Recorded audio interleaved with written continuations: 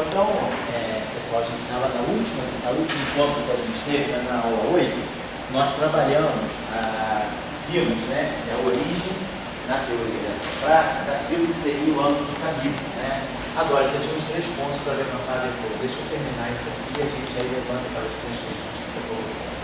Então, nós vamos tratar para mim, primeiro fundamental, a coisa está convergindo ideologicamente, a gente tem todos os pontos, tudo aquilo que você falou, e esse ponto, gostaria de ver isso de novo no ciclo. Tá certo, tá legal. Então, nós tínhamos visto, né, que Kabyle tinha introduzido, né, a ideia, né, devido à universalidade das interações práticas, né, devido ao bóson, ao quarto D, poder decair no quarto U, e o quarto S também decaísse no quarto U. Então, Kabyle tinha introduzido a noção de mix, né, entre os quartos D e S, né, através do âmbito de Kabyle. E aí nós vimos que na teoria eletrofrática, essa ideia ali pode ser subsidiada, né, e até mesmo expandida, se a gente lembrar então dos acoplamentos do Higgs. Então, o que nós tínhamos visto, né, é que no setor de quartos nós tínhamos colocado a coisa assim, o quarto superior, não pegava a família qualquer, a gente tinha um quarto P, né, quer dizer, o dublete elétrico, o quarto P e o quarto que a gente chamava de quarto N, né, nós tínhamos organizado esse modo para cada família. Então, o quarto P pode ser o U, o B, o U, o C ou o D e o N inferior. É o B, o S ou o V. Já adotado isso na forma leve. E depois nós tínhamos, né, os mesmos quartos na forma light. E aí nós tínhamos introduzido os acoplamentos de Gawa, né, para poder organizar o acoplamento entre as famílias. Então, a diferença em relação ao caso dos elétrons é que cada família dessa, a gente associou um índice A para representar as famílias, né? Família 1, família 2, família 3. Então, família 1 é o quarto U com o quarto D. Família 2, quarto C com o quarto S. Família 3, quarto D e quarto D. Então, a gente tinha organizado aqui a ideia de que nós podemos agora fazer mixing de famílias diferentemente do caso dos elétrons, né? Porque os diferentes quartos, né, eles se ligam através da ideia já de Kabyle, o quarto D e o quarto S se combinam. Então, a gente pode mixar as famílias. Então, nós temos a constante de acoplamento total aqui, né, que misturava as famílias, né, o setor left, né, com o setor right. Então, a gente tinha aqui alguma coisa do tipo PA, que tem o left. Não, vamos chamar isso aqui de quarto PA. Quarto PA. Então, nós tínhamos feito assim, né, o Pelé barrado, então, esse aqui A, left barrado, aqui o Higgs, que é o dublete, e aqui podemos colocar o T right. Se me lembro bem, aqui tinha que ser, eu acho, conjugado de carga. Esse Higgs aqui, né, do rede unitário, a gente trabalhava no rede unitário, ele ficou assim.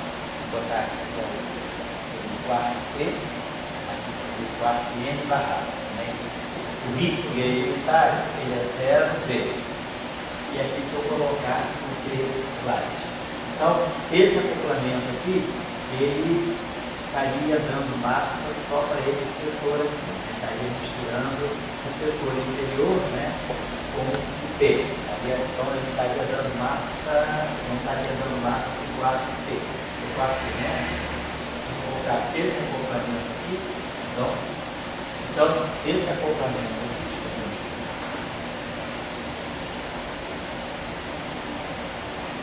só para lembrar aí a origem, né, da matriz de Kabyle e Kobayashi Masawa. Então, esse acoplamento aqui, colocando o setor left assim, então isso aqui é left, isso aqui é right. Então, esse acoplamento do Higgs normal, ele daria massa para o quarto N, para o quarto inferior, para o quarto N. Então, esse acoplamento aqui, ele daria massa para os quartos inferiores. Né?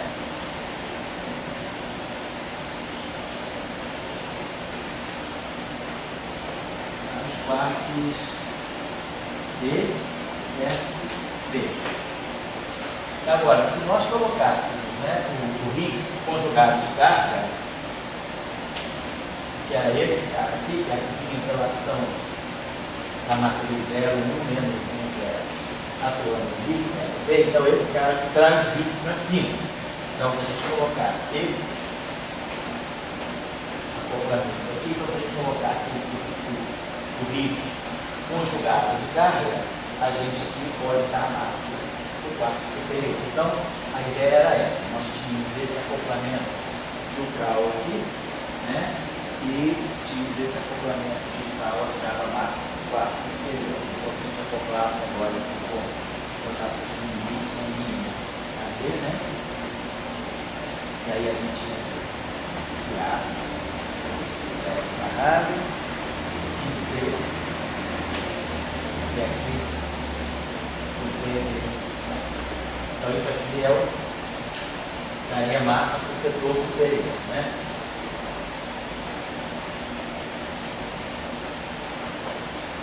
Vai do U, o C e do U. Então nós tínhamos visto que seriam necessários, né, dois tipos de acoplamentos de Ucal no setor de quartos, com o Higgs usual e com o Higgs conjugado de carga. Quando houver a quebra da simetria, esse Higgs aqui vira aquela configuração de mínima energia e nós gerávamos essas massas aqui. Então nós tínhamos visto que a gente tinha adotado aquele ponto de vista, né? Abrimos isso aqui, então nós tínhamos visto que esse termo aqui, né? Por exemplo, esse aqui, o primeiro termo, YAB, né? Então esse aqui me daria massa para o quarto inferior. Então nós teríamos aqui o NA, o quarto inferior, left, aqui tem o V, e aqui o NB. Então isso aqui é o termo típico de massa de Dirac. Então essa matriz aqui seria a matriz de massa do setor N, e nós tínhamos anteriormente essa matriz Y' AB. Então sai daqui, né? Então nós temos aqui o quarto superior, e aqui com o quarto superior, mas misturando as famílias. Então aí nós tínhamos invocado aquela discussão de que nós podemos, usamos aquele teorema da álgebra linear, isso aqui é uma matriz complexa, isso aqui é uma matriz complexa, toda matriz complexa pode sempre ser colocada sob a forma diagonal positiva, através daquilo que nós chamamos de uma transformação biunitária. Então nós teríamos aqui uma transformação biunitária para esse setor, né? Botaríamos aqui a gente diagonaliza essa matriz aqui, né? Através de uma matriz aqui que é U, left, vamos assim, associado ao setor N, o N, left barrado, e aqui né? Ou seja, e uma matriz aqui que vai aparecer aqui, que vai ser, aqui nós teríamos a matriz V, Y, que é a matriz de constante de acoplamento, que é uma matriz AB, e aqui a gente teria a matriz do right.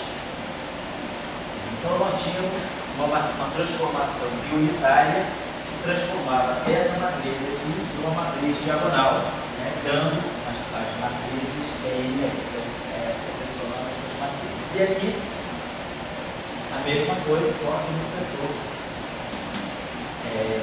dos peixes. Então nós temos aqui uma matriz do left, verdade, ficaria diagonalizando essa matriz aqui,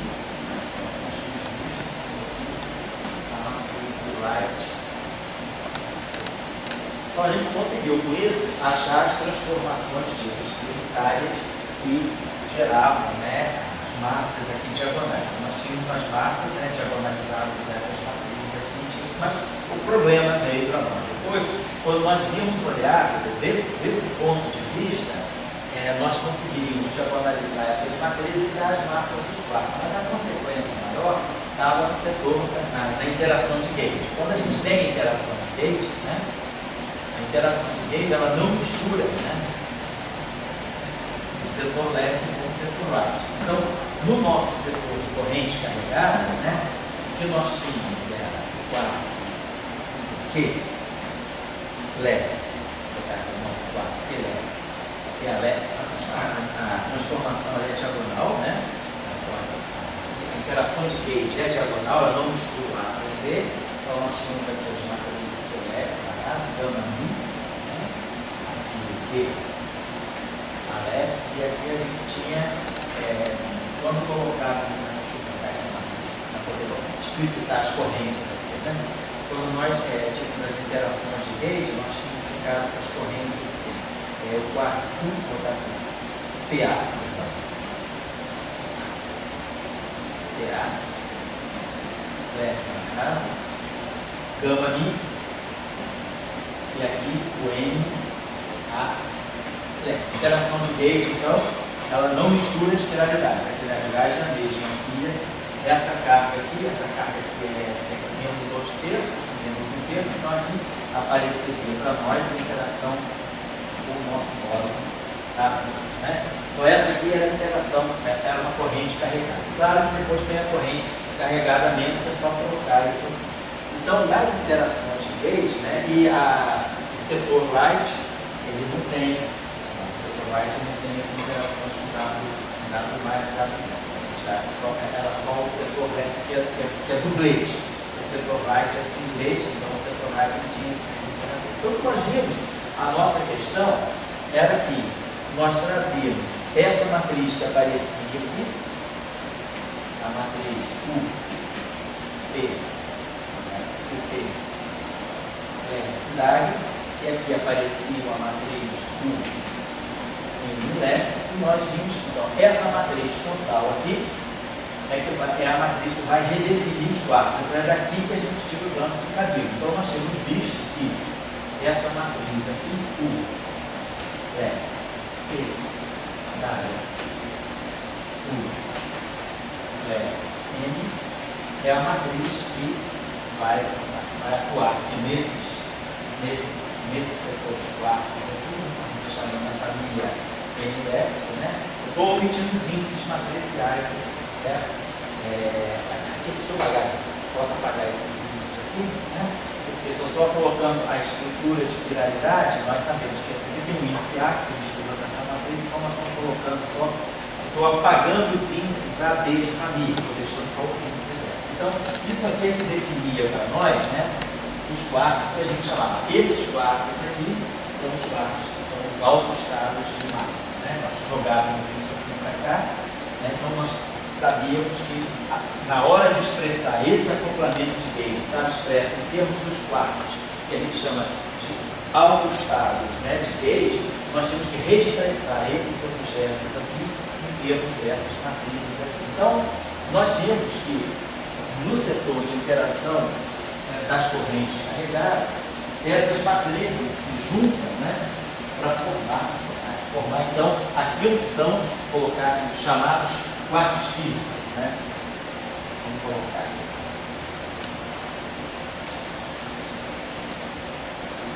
Os quartos físicos para nós, então, a gente, como já sabia da história de Cabilo, que a mistura se dá no setor inferior, então nós trazemos essas matrizes para cá e a gente redefinia, né, os quartos inferiores, né, desse modo assim, com N', left, né, a gente está definindo então como sendo a matriz UP left, a matriz U left atuando nos N'. Então isso significa o seguinte, que os quartos que nós temos, na verdade, são o quarto U e aqui o quarto DI. Vou colocar assim.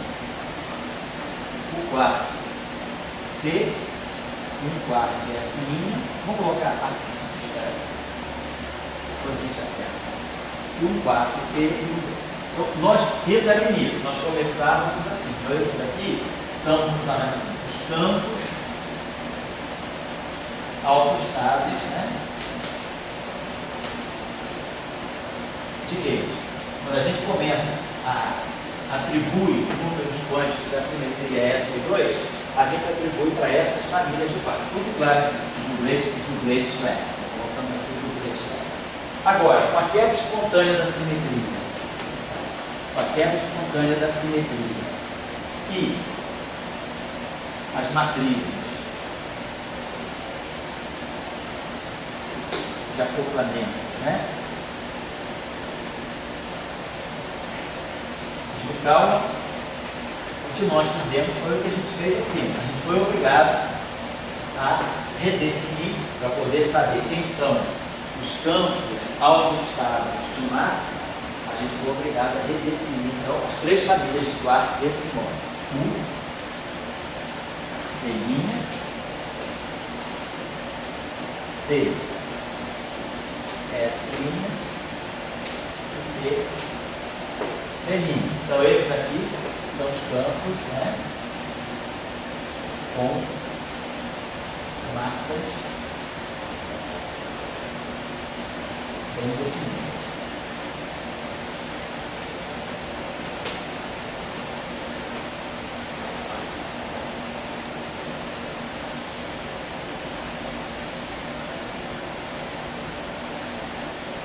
E aí, a questão, né, ficou assim. Esses campos, então, na verdade, esse que a gente tem é isso aqui. Vamos colocar assim. Então, essa matriz aqui, vamos colocar aqui. Isso aqui, no final de tudo, isso aqui é uma matriz unitária. O produto de duas matrizes unitárias é uma matriz unitária. Então, vamos chamar essa matriz aqui de uma matriz RL. Então, essa matriz aqui eu chamei de RL. Vamos chamar de RL, porque esse R vai ficar carregando. Essa matriz R. Essa matriz R, que está aqui, que está lá, ela é o produto de duas matrizes unitárias, né? Que eram transformações biunitárias isoladas. Então, essa matriz aqui é unitária 3×3, então ela pertence ao grupo 3. Essa é a história que a gente tem que desenvolver. Então, essa matriz aí está presente nos acoplamentos de D. Então, na verdade, essa matriz está me dizendo o seguinte: eu tenho o meu quarto U, e o parceiro do meu quarto U seria o quarto. Seria o elemento de matriz R1 atuando em D, mais R12 atuando no quarto S, mais R13 atuando no quarto P. Então, esse seria o primeiro duplete, seria o duplete dos autoestados de massa. Depois, meu quarto B, meu quarto C, aqui é a mesma coisa. Eu teria R21 vezes o quarto U, mais R22C, mais R23. E, finalmente, o nosso quarto T vai ser acompanhado desses três quartos aqui.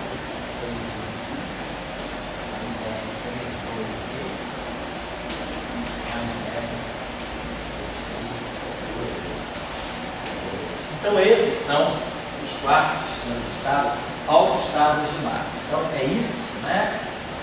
Esse quarto aqui tem uma massa bem definida, esse quarto aqui tem uma massa bem definida, e esse também. Eles são misturas, então, dos quartos originais, né? Sempre o quarto D, esse é o quarto D, que é o S, então, corrigindo. Então, esses três quartos inferiores são aqueles que vieram, então, devido a essa redefinição que nós fomos obrigados a fazer para poder diagonalizar as matrizes de massa, que vieram da quebra espontânea da simetria e das matrizes complexas, né, de acoplamentos de um cálculo. Então, isso nos levou a essa questão. Aí nós vimos que, então, isso a gente teve que fazer isso para tirar as massas que vieram da quebra espontânea da simetria. Mas vamos lembrar que, inicialmente, a gente tem os acoplamentos de gauge. E os acoplamentos de gauge, as correntes carregadas, as correntes neutras não, elas misturam sempre o quarto superior com o quarto superior. Mas as correntes carregadas, elas justamente aparecem por isso. Quando eu tenho um quarto Q, né, com um quarto D, então essa corrente aqui tem carga -1, e lá pelos acoplamentos de gauge, a gente visto que isso aqui se acopla com o quarto T max. Isso aqui, na verdade, veio daqui, né? Nós tínhamos o T leve barrado, gama mi, aqui as matrizes de S2, vou colocar aqui sigma A sobre 2, e aqui acoplados com os campos de Leite que nós chamávamos de dA. Então, quando a gente tinha essas matrizes aqui, aquelas matrizes de campos de Leite, e essa matriz aqui, então, ela acoplava, né, o quarto superior com o quarto inferior e as correntes carregadas. Então, o que aparece, o que mistura, quando a gente faz essa redefinição, a gente tem que rever os acoplamentos de Leite que misturam o quarto superior com o quarto inferior, que era justamente isso. Era, por exemplo, o quarto superior da família A, elétrica A, gama Mi, vou botar assim, vou botar logo assim, D, Mi A, sigma A sobre 2, que é o acoplamento de Leite, né? E aqui, a matriz P, AL. Então, os acoplamentos de Leite não misturam as famílias, só os acoplamentos de Yukawa que misturam as famílias, por causa do ângulo de Tabico. Os acoplamentos de Leite são diagonais. Ao fazer isso aqui nos leva, se a gente abre isso aqui, que é o dublete, isso nos leva, por exemplo, você já não, fica na forma do dublete. Que é a forma do dublete. Agora, se eu abro esse componente, aí a gente sabia que esse cara aqui está dando para nós o P, quarto inferior da família A, gama Mi. Aqui nós tínhamos as matrizes, né? Vou botar aqui o fator do meio aqui, S2 sobre 2 aqui, né? Esse meio aqui, a porção de acoplamento de D e de G sobre 2, que vem daqui desse meio, e aqui ficar D de 3, menos D de 3, e aqui ficar o W mais, W mais, e W de menos. Agora isso estava acontecendo, e aqui o PA, esse índice A é o mesmo. Então esse acoplamento aqui é o que ele está fazendo. O mais vai fazer esse acoplamento. PA, então daqui saem as correntes carregadas. Então saem daqui as correntes carregadas dos quartos. Os quartos elétricos.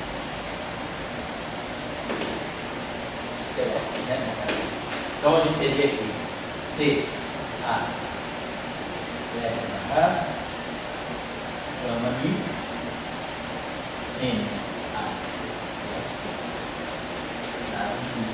é esse acoplamento que sai aqui. Esse cara aqui, pega esse cara aqui. Depois tem as outras que nós não estamos colocando, tem as correntes neutras, né? A gente está colocando só as correntes carregadas. Então, no setor de correntes carregadas é quando eu misturo o quarto superior com o quarto inferior. E aí, esses N's aqui agora vão ser escritos em função dos quartos novos. Então, nós temos essa relação que eu tinha colocado aqui. Então, nós temos que inverter essa relação. Os quartos originais, que são esses, né, eles vão ser escritos em função dos quartos novos. Então, é isso aqui. Os NNs, né, eles vão ser escritos aqui. Então, primeiro, a gente cria essa matriz aqui, que eu vou ter o unidade, o BL, esse, né, invertendo essa matriz, primeiro fica essa matriz aqui, o único continuidade. Então, tudo que nós temos que fazer quando nós fizemos essa redefinição é eu voltar aqui nas correntes carregadas e introduzir aqui. Então, aqui o que vai aparecer vai ser aqui está tudo com índice assim, né? Então, apareceria aqui o left e, né?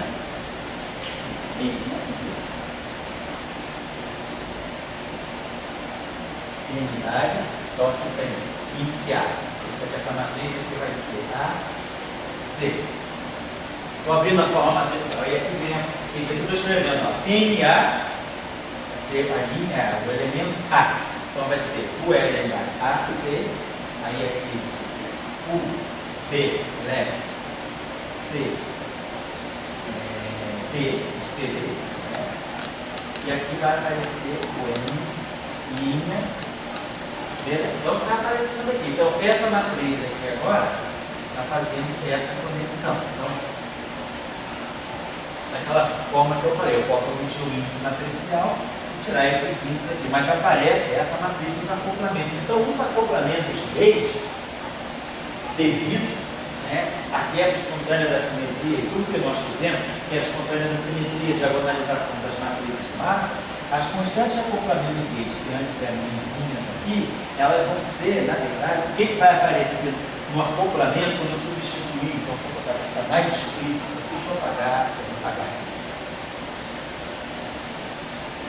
Só para a gente não perder de vista isso aqui, eu vou deixar e vamos vir para cá. Então, ao fazer isso, ao substituir essa relação aqui, o que nós ficamos é com isso aqui. O nosso acoplamento de Leite vai ser assim, na verdade, 4, P, leve, barrado, estou omitindo esses índices, tá? Para ficar botando os índices matriciais.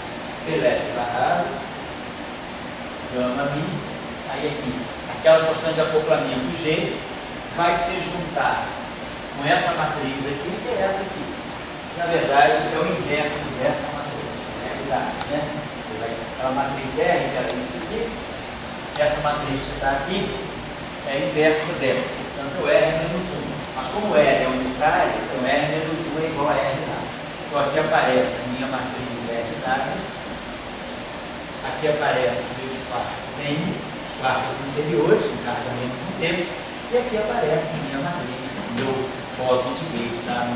Então, isso aqui agora são, quer dizer, essa matriz aqui, ela se mistura com constante, ela vai ser uma matriz efetiva dos acoplamentos de Gauge das correntes, que é o N', né? Ou seja, tudo em função do N'. Então, eu ganho aqui essa matriz, né, de colocar assim, uma matriz efetiva de constantes de acoplamento de Gauge para as correntes carregadas.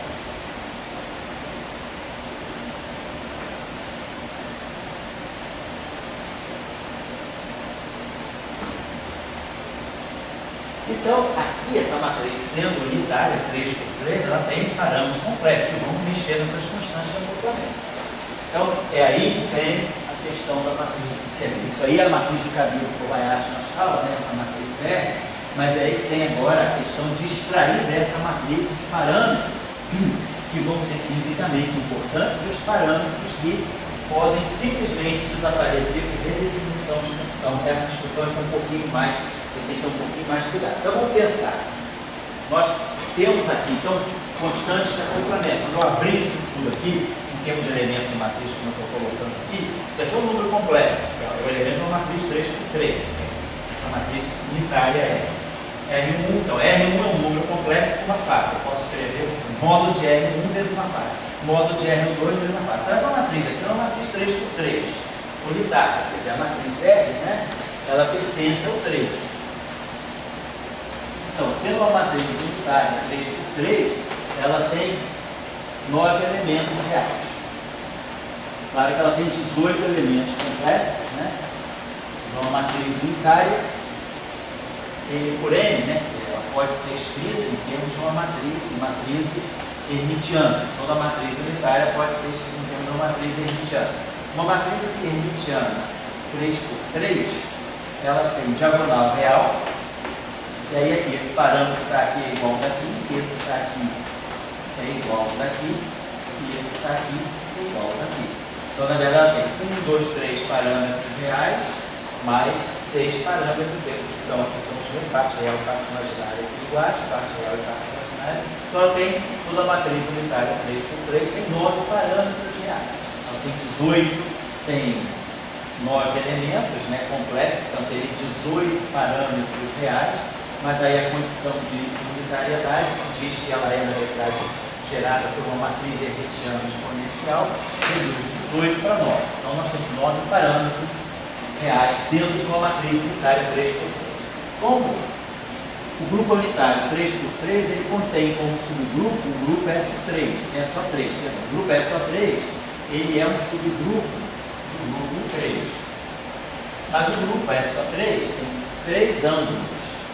Ele é caracterizado por 3 parâmetros reais que têm interpretação de 3 ângulos de Euler. Então, no final, se a gente for olhar para a análise paramétrica de uma matriz U3, ela vai ser caracterizada. Desses 9 elementos, 3 são ângulos, mas sobram 6 fases.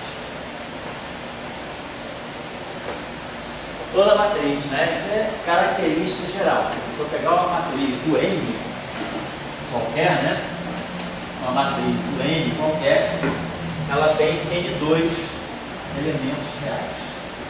Ela tem N2 elementos reais. Desses N2 elementos reais, essa matriz aqui, ela sempre contém o grupo SON. Mas o grupo SON é um grupo de N-1 sobre 2 ângulos. Então, dessa matriz aqui, desses N2 parâmetros, esses aqui são ângulos. Então, vão sobrar para nós N2 menos N2 sobre 2 dá N2 sobre 2. Mais N sobre 2. Vai ficar N mais 1 sobre 2 faces. Para uma matriz U2, né? Quadra matriz U2 vai ser 3 fases. Ela vai ter um ângulo e 3 fases. E assim vai. Então, toda matriz unitária ela tem um conjunto de ângulos e um conjunto de fases. Né? Então, vou parar isso aqui. E vocês estão lembrados que, no fundo, né, uma matriz unitária, como a gente já falou, o que caracteriza uma matriz unitária? Caracteriza uma matriz unitária é o fato de os valores dela serem fases. Né?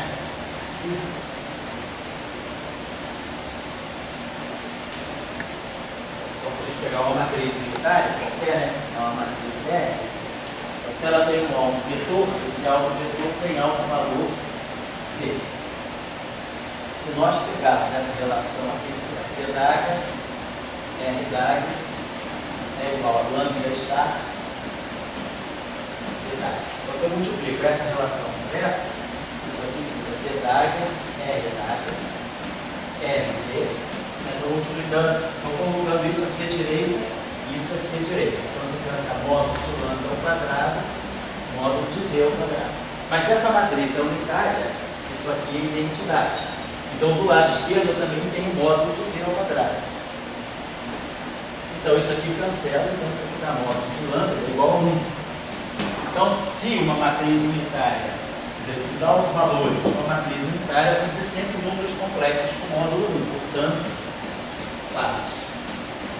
Então, toda matriz unitária, né, ela tem os autovalores dela vão ser fases. Então, a diagonal dela, na base em que ela é diagonalizada, ela só vai ter fases. Se eu faço transformações agora que me levem para uma base que não é diagonal, vão aparecer os ângulos. Então, isso caracteriza para nós uma matriz unitária. Então, o que a gente tem agora é o que fazer com todas essas fases. Então, nós temos 3 ângulos e 6 fases. E aí vem a discussão. Eu apaguei, eu não devia apagar aqui, não, deixa eu escrever. Então, os nossos quartos na forma final ficaram assim. E, devia ter apagado isso aqui, mais R em 2S, mais R em 3. A segunda família, então, ficou D, R2, 1, C, R2, 1, D, mais R2, S, e a terceira geração, a terceira família, ficou E.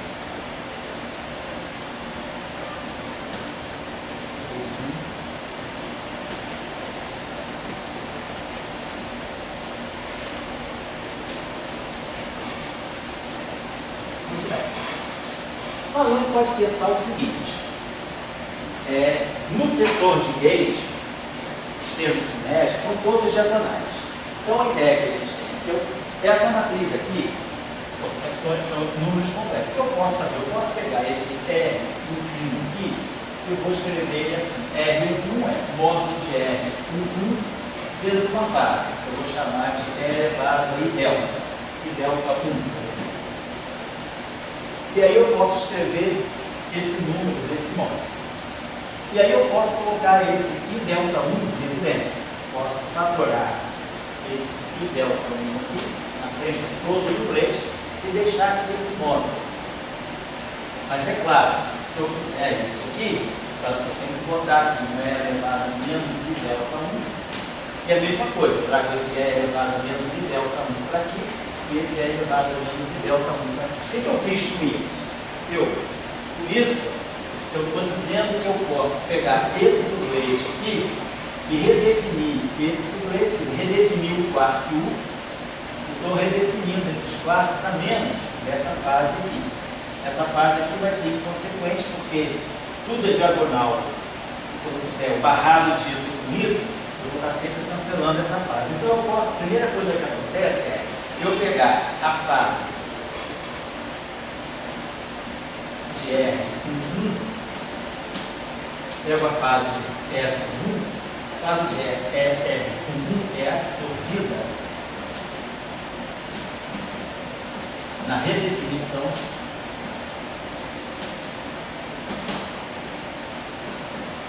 do quarto U. Então eu redefino o quarto U por essa fase. Então essa fase aqui sumiu. Redefini aqui nesse quarto. Posso fazer a mesma coisa com a fase que está em R2. Então a fase de R2 é absorvida na redefinição do quarto C. E a fase de R31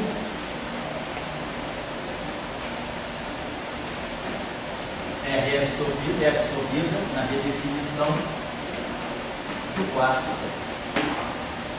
Então, três fases dessa matriz unitária, uma que está aqui, uma que está aqui, a daqui e a daqui, foram redefinindo os campos de quarto superior. É uma redefinição de fase que não altere nada no meu lagrangiano.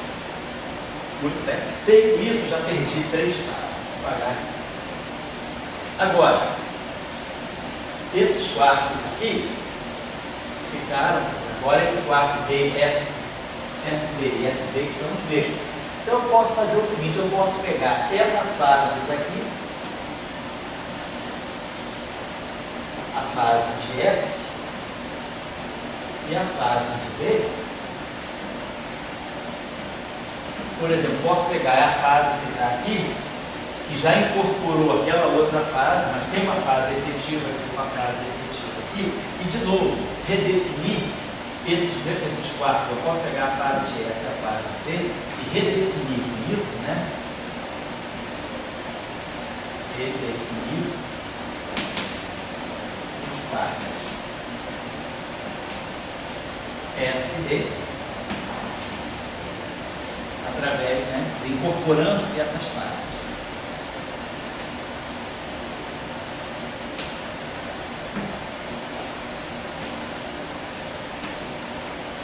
Então eu perco com isso mais duas fases. Então eu já tinha três fases que foram,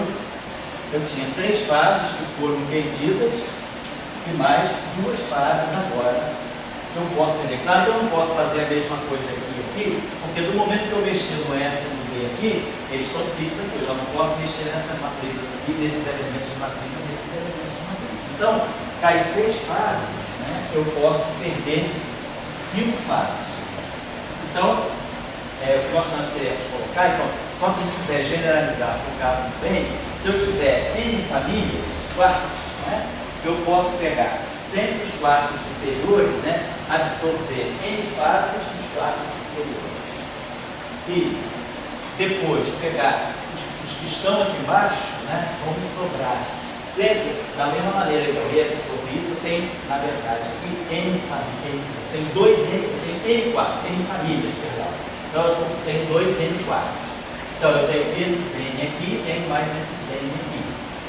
Eu vou poder, sempre que eu fiz aqui, eu vou poder fazer desses dois aqui, mas não vou poder mexer mais nos demais. Tá? Eu vou sempre poder pegar os N quartos que estão aqui. Quer dizer, na verdade eu tenho dois N quartos, eu vou deixar sempre uma fase solta. Então eu vou poder, nesse exercício aqui, eu peguei 3 e 2, porque é o caso de 3 famílias.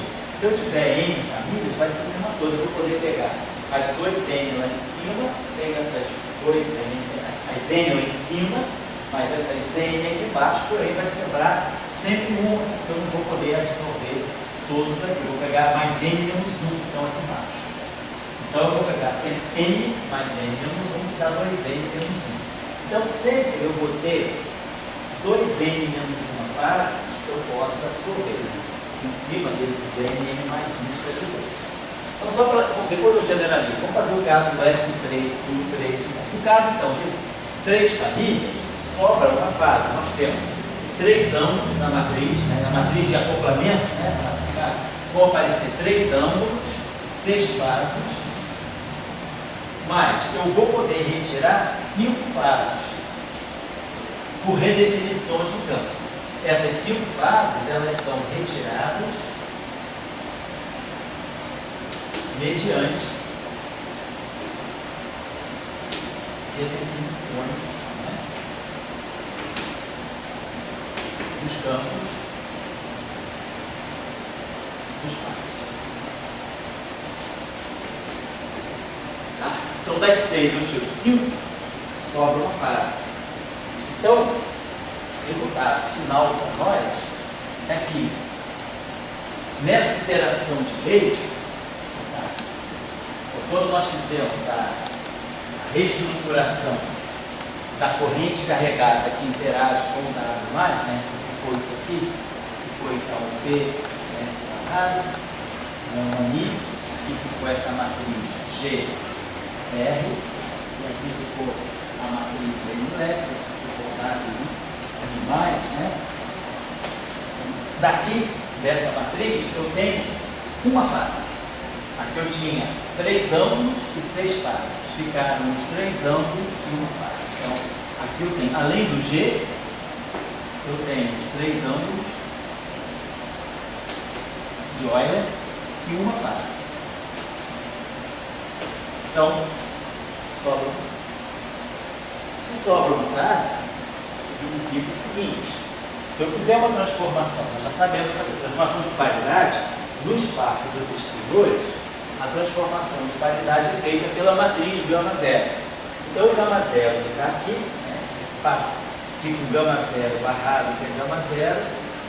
Aqui eu tenho o gama mi, e aqui eu tenho essa interação, assim, vou pegar algo tipo psi barrado, gama mi, que W só para providência. A gente faz uma transformação de paridade, né, no setor dos, vamos construir isso aqui, barrado, gama zero, que está do zero, é assim que se escreve. Esse acoplamento tem essa estrutura no espaço espirorial.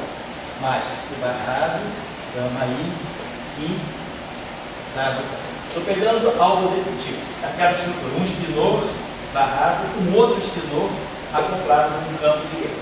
Estou abrindo esse acoplamento para ver a transformação de paridade. Transformação de paridade, se esse cara aqui é um verdadeiro vetor, ela não mexe no W zero. E a transformação de paridade, ela multiplica qualquer espinor por gama zero.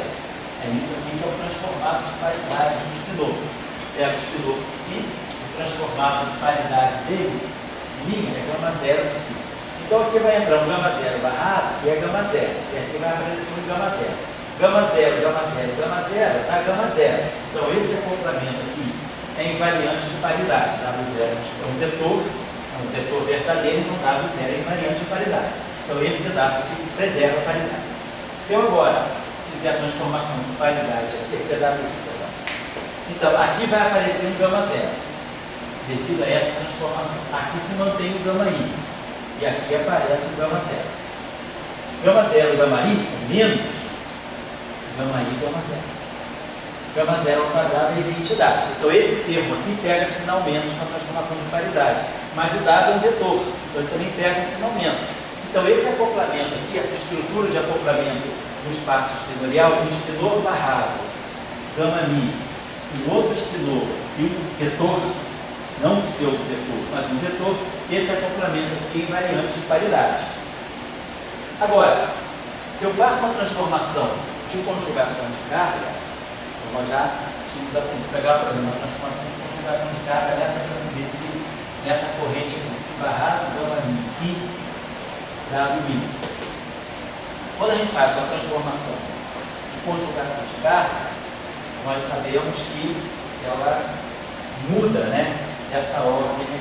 Quando a gente faz uma transformação de carga, a gente estudou pelo transformado de carga, se C é C, se barrado, transposto. Então, quando a gente tem uma grandeza desse tipo, né, C barrado, gama mi aqui, só para lembrar aí como é que a transformação de conjugação de carga atua no espaço espinorial. Lembrar.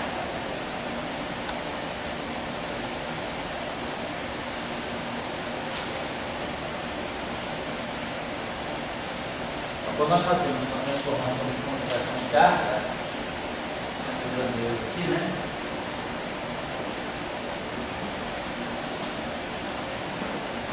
Então, a transformação de conjugação de carga, ela atua, né? Quando a gente pega aqui, por exemplo, o transposto disso aqui. Então, o transposto disso aqui, devido aos fatos dos términos como anticomutário, é menos que transposto, gama mi transposto, se barrado. Quer dizer, a operação de conjugação de carga, né? Ela pressuposta estudar isso. Conjugação, não pode ter nada. Vou pegar essa grandeza aqui. Né? Então a gente sabe, a transformação de conjugação de carga é isso aqui. Então, se nós barrarmos isso aqui, então isso aqui vai ficar C barrado, isso aqui é C, C barrado, C d'águia, gama zero, transposto. C, gama zero, transposto, C estável. Isso é a operação de conjugação de carga. C, gama, pode escrever isso aqui, C, gama zero, transposto, C menos 1, C. C gama zero transposto, C menos 1, menos gama zero.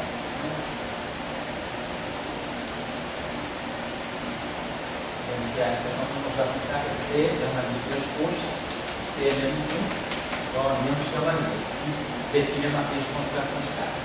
Então, isso aqui está menos gama zero, C está. Então, o C barrado é pegar esse objeto aqui, é pegar menos gama zero C está C barrado. Isso aqui é o C, né? Então, o C barrado é isso aqui. O barrado é o d'águia, então isso aqui é menos gama zero C está d'águia gama zero. Voltando agora a operação de barrado em cima desse objeto. E aí? Se está d'águia, vai ficar menos se transposto, né? Porque o estar d'águia é estar transposto. O estar cancela estar, fica só o transposto. O transposto do d'águia troca a ordem. C d'águia é C menos 1. E aí gama zero d'águia. Gama zero d'águia é o gama zero. Mas aí vai encontrar esse gama zero aqui, vai dar 1. Então isso aqui é menos se transposto. C menos 1. Então, o C barrado, né, menos que se transposto C menos 1. Vamos colocar assim. Então, isso está aqui para colocar assim. Então, se nós pegarmos essa expressão aqui que nós transpusermos, lembrando da operação de transposição anticomútua, você vai ficar menos que transposto gama mi se barrado transposto.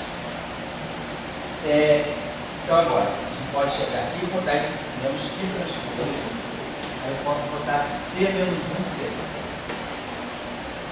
Aqui eu deixo o gama mi. Aqui eu coloco C menos 1C. Muito bem, então. Que transposto C menos 1 é menos que C barrado. C. Mais, Oi? mais, Já tem um menos. Com esse menos, não. Obrigado. Então tá certo. Aí esse menos aqui. Mas aí agora, isso aqui tem esse menos que traz daqui, então fica mais. Verdade. Então tem que C barrado. C, gama mi transposto. C é menos 1, é menos gama mi. Então, C é menos 1, né? C, gama mi transposto. C é menos 1. Ah, se eu fazer o transposto aplicado. Então, C, gama mi transposto. C é menos 1, é menos gama mi. Então, aqui aparece menos gama mi. E C, que é o psi barrado transposto. Eu esqueci de colocar. C, psi barrado transposto, é o psi C. Isso aqui deu isso aqui, não deu isso aqui, e esse aqui não deu psi C. Então, isso aqui. Agora, isso aqui esse bilinear aqui é um número do espaço exteriorial. Então, o transposto dele é igual a ele mesmo, psi barrado gama mi aqui. Isso é igual a isso, que é igual a menos isso.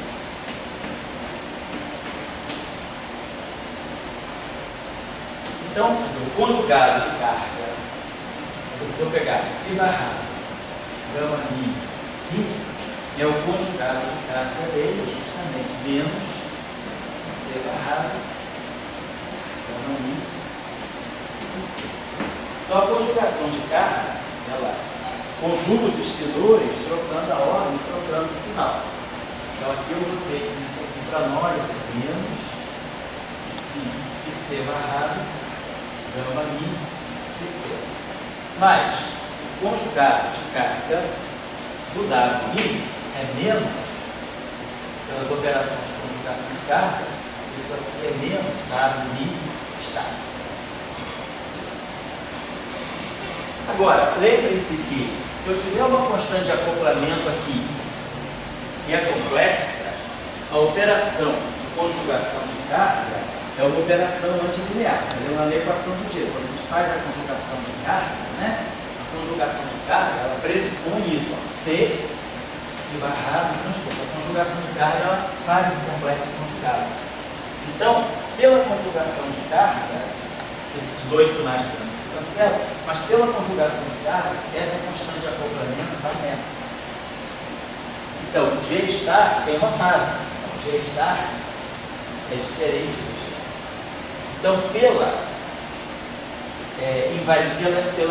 conjugação de carga, esse acoplamento aqui agora não é mais, esse acoplamento não é invariante, porque tem uma fase aqui que troca de sinal quando eu faço a conjugação de carga. Então, isso aqui tem uma fase que não deixa a conjugação de carga ser uma simetria. Então, quando a gente fala na violação de CT nessa corrente aqui, é por causa dessa fase, exatamente. Se vocês lembrarem bem, claro, como isso aqui eu tenho que somar o conjugado complexo disso, quando eu faço a soma do conjugado complexo desse cara aqui, eu estou, na verdade, jogando o conjugado complexo desse termo. Mas, de qualquer maneira, ao fazer uma transformação de conjugado, para fazer o lagrangiano ficar real, mas, quer dizer, mesmo com uma fase presente, mesmo com uma constante de acoplamento complexa, o lagrangiano é real, porque nós estamos jogando isso aqui, né, mais o seu conjugado complexo. O lagrangiano é sempre isso, é algo mais o seu conjugado complexo.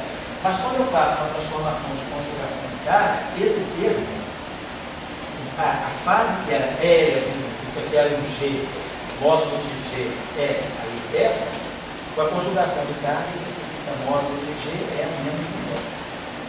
Então, é a presença dessa fase, uma constante de acoplamento da corrente carregada, ou W mais ou W menos, que faz a violação da conjugação de carga do CT. Então, na verdade, a violação do CT ela está acontecendo por causa dessa fase que ficou.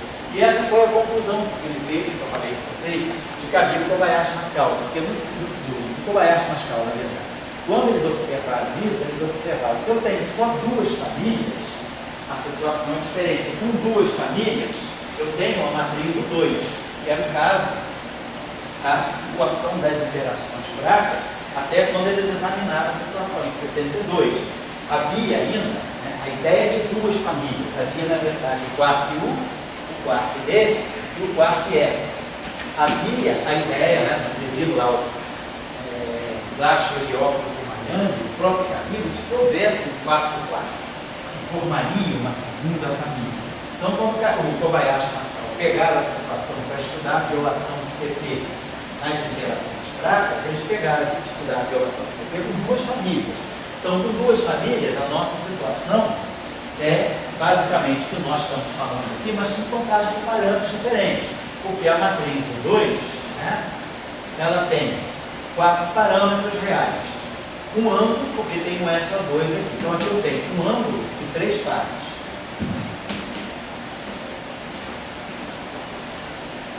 Mas aqui, se eu tenho duas famílias de quartos, né, então eu tenho, na verdade, vamos dizer assim, U, e aqui eu teria uma mistura R, 1, T, mais R, 2, S, e aqui um C, vamos dizer assim, R, 2, 1, D, mais R, 2, 2, S. Então, da mesma forma, eu posso absorver uma fase daqui, aqui. Posso absorver uma fase aqui, aqui. E aí, aqui, eu absorvo essa fase aqui. Eu tenho essa fase que eu posso redefinir esse cara aqui. Então, quando eu redefino esse cara aqui, na verdade, eu estou redefinindo essa fase aqui. Porque nós temos o quê? Nós temos uma matriz U2, quer dizer, tem N2 elementos. Vamos fazer a nossa contagem geral agora. Tem uma matriz com N, tem N2 elementos. Tiro os N mais 1 sobre 2, N menos 1 sobre 2 ângulos. Então, me sobram essas fases aqui. N2 menos N2 sobre 2, dá N2 sobre 2. E aqui eu tenho mais N sobre 2. Então, me sobram as famosas N mais 1 sobre 2 fases. Agora eu tenho que tirar as redefinições como nós fazemos. Nós temos aqui N famílias, nesse caso 2. Eu posso tirar 2N menos 1. Então, vamos sobrar no final de tudo, né? Com as redefinições que eu posso fazer, eu tenho N2 mais N sobre 2 menos 2N mais 1, né? Então, vai ficar aqui menos 4N sobre 2, assim, e mais 2, né? Assim. Então, eu fico com N2, né? Vou colocar aqui N2, menos 4N, menos 3N, mais 2, menos 3N, mais 2, sobre 2 fases. Então, eu posso sempre absorver essas duas N. Vai ter 4, então eu vou poder absorver. Exatamente, vai ficar 4 menos 1, 3. Então, as 3 fases podem ser completamente absorvidas, se for o caso do U2. Então, não sobra fase no caso do U2.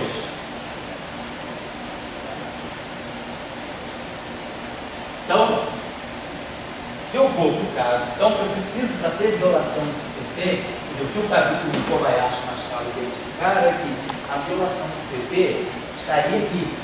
Então, se eu tiver U2, tiver duas famílias, as 3 fases, elas são absorvidas por essas redefinições, porque eu tenho 4 e 4. No caso do 3, então nós tínhamos 3 ângulos e 6 fases. Mas aí nós tínhamos 5 redefinições. 2N menos 1 é 5. Então me sobra uma fase. Aqui não bate direitinho. Então eles falaram, se tem violação de CP nas interações fracas, e a violação de CP só pode vir daqueles acoplamentos, então o único jeito que isso pode acontecer é se houver pelo menos 3 famílias. Então a ideia deles, em 72, foi deve ter, para poder as interações fracas acomodarem violação do CP, porque a teoria de Salam-Schleifer, ela não tocava na violação do CP. A violação do CP era um problema experimental, dos experimentos lá de Cronin-Witt. Então, dos experimentos, você sabia que havia violação do CP. A questão é onde enquadrar a violação do CP nas interações fracas. E aí, o trabalho do Kobayashi e Mascaro foi entender a estrutura do acoplamento de Yukawa dos quartos com Gibbs, a diagonalização, a definição dos quartos físicos e aí trazer todo o problema do CP para interação da corrente carregada dos quartos com o W mais e o W menos, obviamente. Então, eles remeteram entenderam que a violação do CP estaria nas correntes carregadas, por causa da presença de algumas fases. E aí eles analisaram, com duas famílias de quartos, todas as fases desaparecem. Então, se houvesse só duas famílias de quartos, eu não veria violação de CP nas interações frases. Então, a tarefa que eles cumpriram foi ver a partir de quando eu posso ter violação de CP. Nós vamos fazer o caso 3. No caso 3, sobra uma fase. Então, com 3 famílias de quarto, eu teria uma fase sobrando e aí pode acontecer violação de CP. Se eu tivesse, por exemplo, 4 famílias, por exemplo, né? No caso 4, a minha matriz tem 16 elementos, 16 parâmetros reais, uma matriz de 4, 16 parâmetros reais. SO4 está aqui, SO4 são 6 ângulos, então 16 menos 6, 10. Então eu teria 10 fases, mas com 4 famílias eu tenho 8 quartos. Mas aí eu vou fazer aquele mesmo esquema, eu posso tirar essa fase, tirar essa fase, tirar essa fase, então eu vou usar 3 fases. Então, das 10 fases, nesse caso aqui eu vou usar 2n menos 1, 7. Então, no caso de SO4, sobraria, se houver 4 famílias, nós teríamos 3 fases sobrando. E também, claro, tem violação de CP. Então, a ideia deles foi ver qual é a extensão mínima que eu tenho que fazer para poder ter violação de CP. Então, com 3 famílias, eu já violo o CP.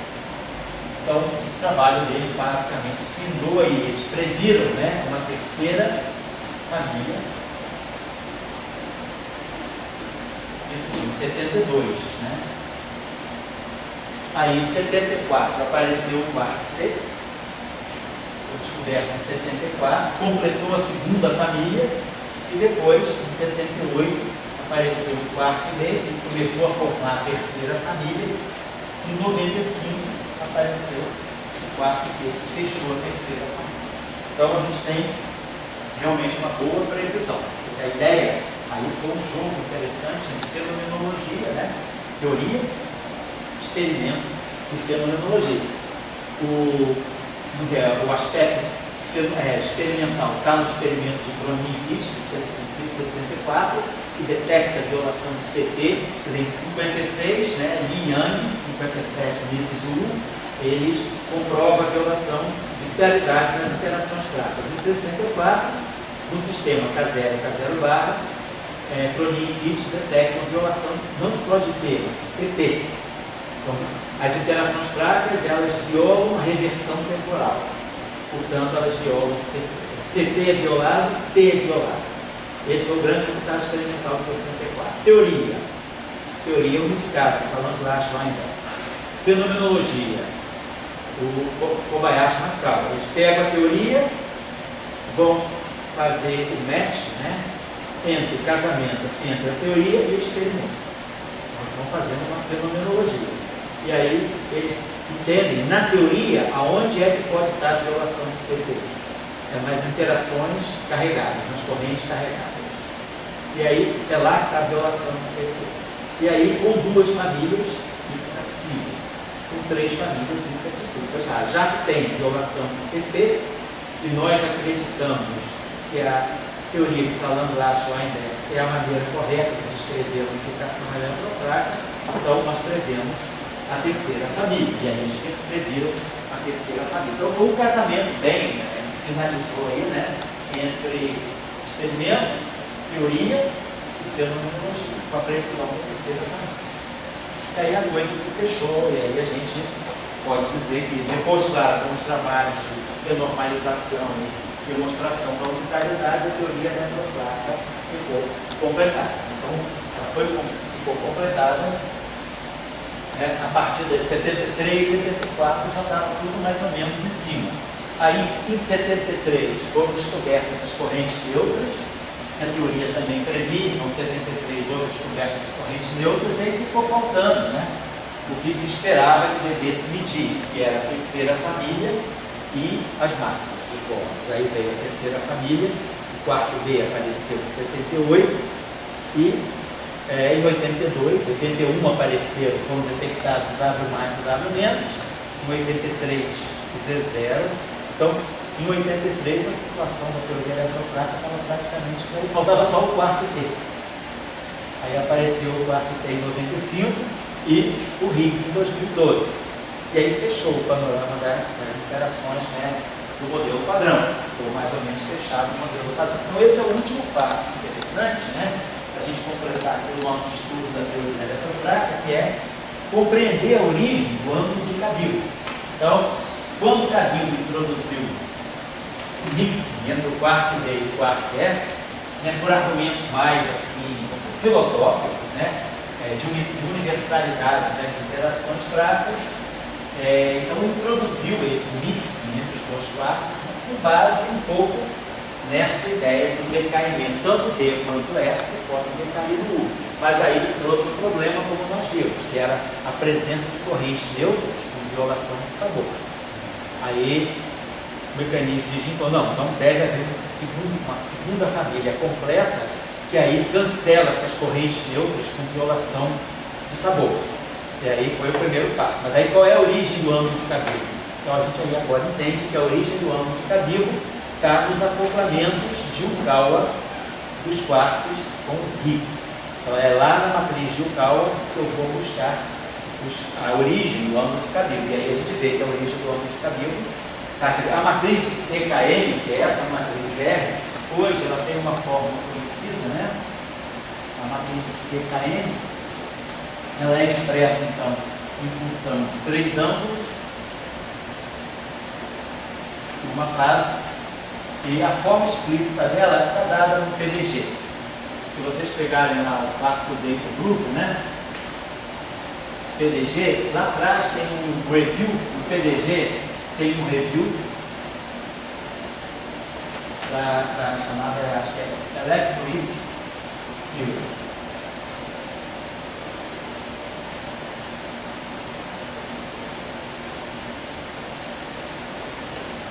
Então, lá no PDG, no review da... E tem também, no PDG tem um outro review, que é a matriz de CKM. Tem um review especial só de matriz CKM. Aí tem a forma explícita dela, como é dada hoje.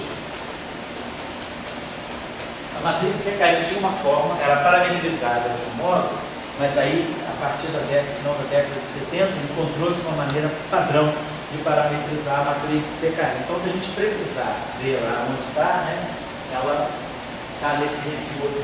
E a gente já tem medido, né, esses ângulos, o ângulo de Cabilo na faixa de 13 graus, e essa fase também, essa fase da matriz CKM, também já foi medida, tem uma estimativa do valorzinho da fase. Então, a matriz CKM no setor de quartos é conhecida.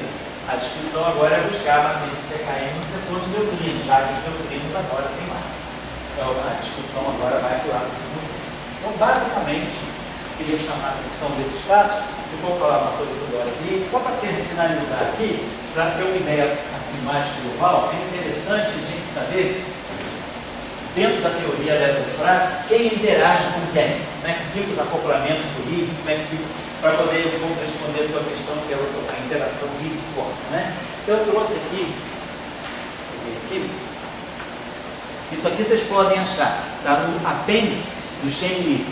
Eu sempre falo para vocês, é o melhor texto sobre teoria eletrofrágil, é o Shen Li. No apêndice B lá do Shen Li, ele dá os vértices de acoplamento, os vértices todos da teoria eletrofrágil, tanto no gauge renormalizado quanto no gauge unitário. Eu vou colocar aqui no gauge unitário, que é mais físico para a gente ver as coisas. Então, os acoplamentos, né? Vamos colocar aqui, que a gente vai só resumir aqui, depois de tudo que a gente fez, né? São os acoplamentos, né? Eletrofrágeis,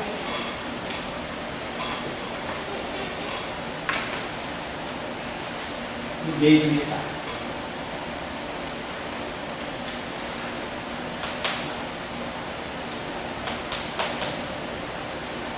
falar. Então, claramente, a gente tem os Ws mais, né? Os Ws se acoplam com o for. Os Ws são objetos carregados, então nós temos W mais, W menos, acoplado com o for. Tá bom, o for continuando. E aí a constante de acoplamento que está aqui é a própria constante de acoplamento eletromagnético, ou é. Então esse acoplamento é o acoplamento eletromagnético dos Ws mais com o for. Até nós tínhamos comentado aqui que esse acoplamento ele também está presente sob a forma de um acoplamento não mínimo, né? Aparece a interação eletrofraca, ela gera um termo que tem essa estrutura aqui no lagrangiano de interação dos dados. Esse acoplamento aqui é um acoplamento não mínimo do ponto de vista do eletromagnetismo, mas é um acoplamento mínimo do ponto de vista da simetria SO2. Então esse acoplamento aqui está presente aqui nesse caso. Depois, nós temos os dados se acoplam da mesma forma como eles se acoplam com o fóton, eles se acoplam com o Z0. Nós temos o acoplamento do W mais, o W menos, né? E o Z0. Só que esse acoplamento é um acoplamento fraco. A constante de acoplamento que aparece aqui é o G cosseno de θ. Lembrando aqui, né, que tem uma relação, esse é que nós interpretamos como a carga do pósitron, né, a constante de acoplamento ela é G seno θ. Então, a gente passa de G e G' para E e θ. Então, essa constante de acoplamento do fóton é o G seno de θ, que é a carga elétrica, e essa constante de acoplamento é feita com cosseno de θ. Depois, é claro, nós podemos ter os acoplamentos dos 4 Ws, né, que é natural, o vértice quártico. Então, eu posso ter W mais, W menos, W mais, W menos. Também a constante de acoplamento aqui é uma constante de acoplamento fraca, né? Então, ela aqui é o G2.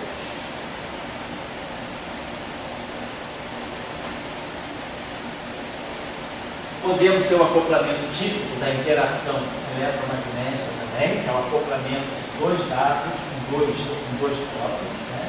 É o acoplamento típico da eletrodinâmica escalar, gama, W mais, W menos. Também é um acoplamento eletromagnético, como quem aparece aqui é o E2. E depois nós podemos ter um acoplamento de dois Ws. Aí você está escrevendo isso tudo erra. Oi? Aí tudo erra.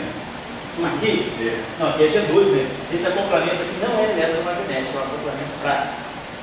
Porque nós temos o seguinte, nós podemos descrever assim. Ou eu trabalho com G e G', que é o acoplamento de SO2 com 1, ou depois da quebra espontânea de simetria, nós passamos a trabalhar com E e o θ.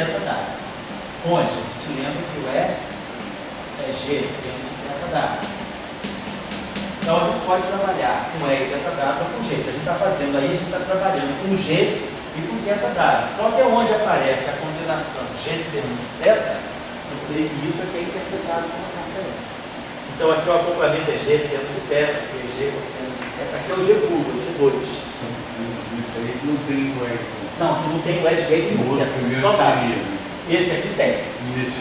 Nesse segundo é G, cosseno de θ. Então esse acoplamento aqui não é um acoplamento eletromagnético, é um acoplamento fraco.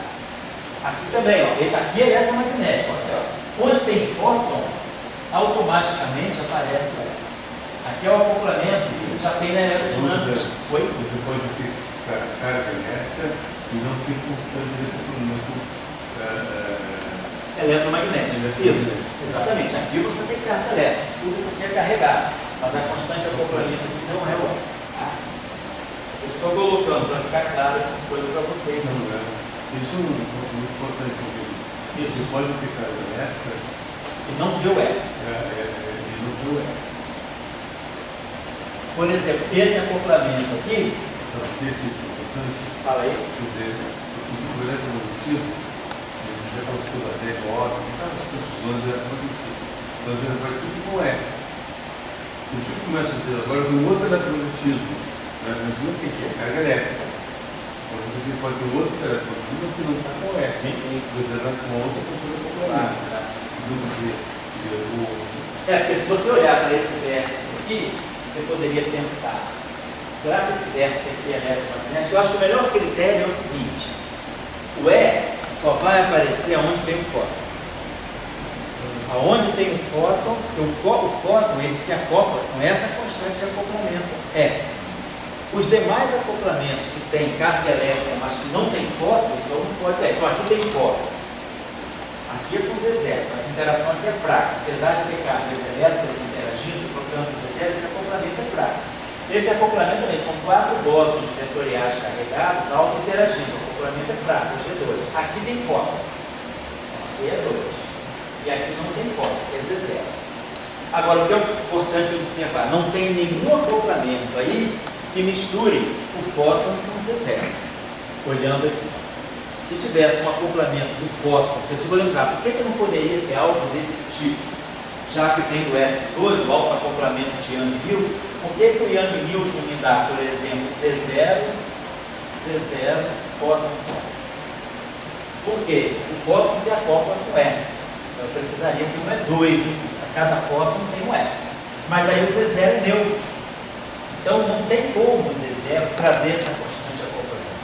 Então essa constante de acoplamento, ela aparece aonde tem fóton e aonde tem objeto carregado.